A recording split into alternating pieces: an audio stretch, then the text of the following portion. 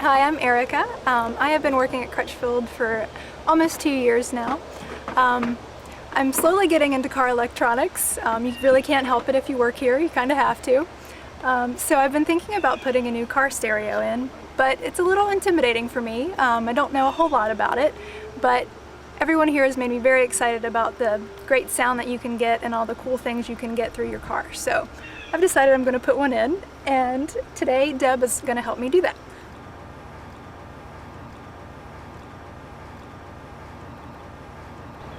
Okay, the first thing I do is get the Crutchfield MasterSheet, page 1. I check and make sure I've got all the tools that I'm going to need. So for your radio removal, you're going to need a socket and ratchet, and you're going to need a trim panel tool. So I got 2 just to make sure we have the right ones.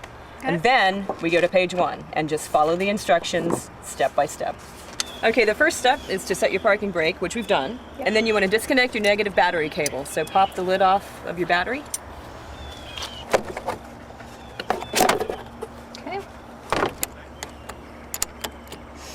Now you want to set it on something that's not metal so it doesn't ground out. Okay. Okay, then we want to get in the car.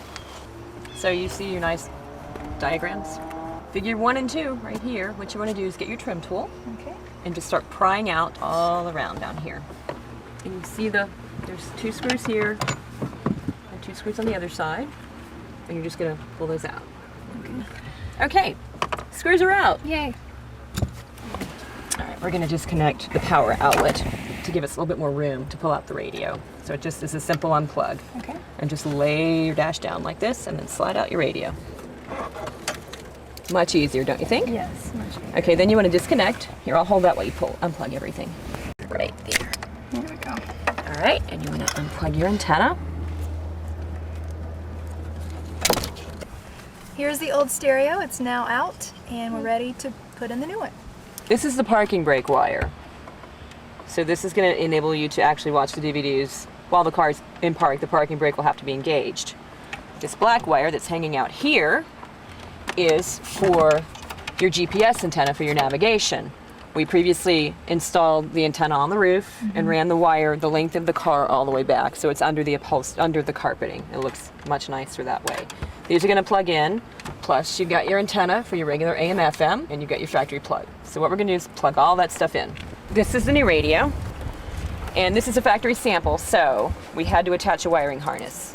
Normally they're going to come with the Ford plug already done, but we used a Crutchfield plug and connected it together.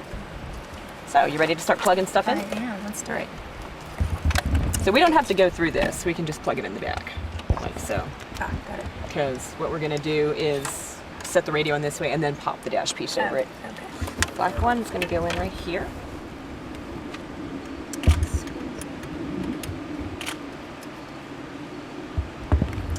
All right, now your antenna is going to slide in here. Okay, now, following our instructions, it says connect everything. Plug the antenna leading to the rear receiver. We're going to cram all of our wires back here.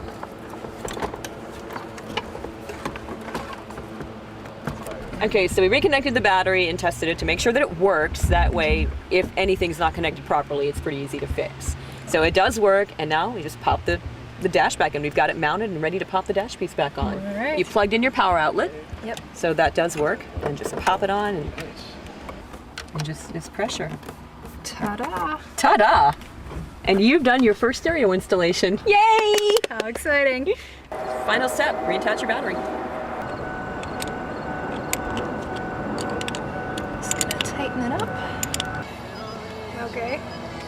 You just tap it very lightly and I can change the channels on the radio.